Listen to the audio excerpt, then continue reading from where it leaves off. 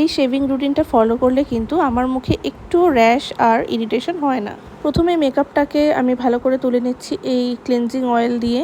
অবশ্যই মাস্কারা আর লিপস্টিকটাকে স্কিনের সাথে মেল্ট করছি না, ওটা সেপারেটভাবে রাব করছি। তবে নর্মাল সানস্ক্রিন শুধু লাগালে আমি মাইসেলের ওয়াটার দিয়ে ক্লিন করে নিই।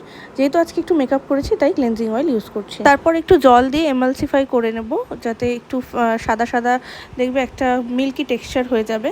তারপর জেন্টলি ধুয়ে নিলেই মুখটা অনেকটাই ক্লিয়ার হয়ে যাবে আর মেকআপটা উঠে যাবে।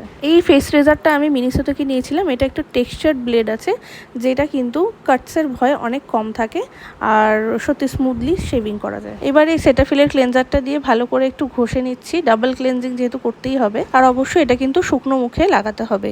এরপর স্কিনটাকে টেনে ধরে আস্তে আস্তে ছোট ছোট স্ট্রোকে আমি শেভিংটা করে নিচ্ছি। আর আপার লিপস এই সব জায়গাতেও করে নিচ্ছি।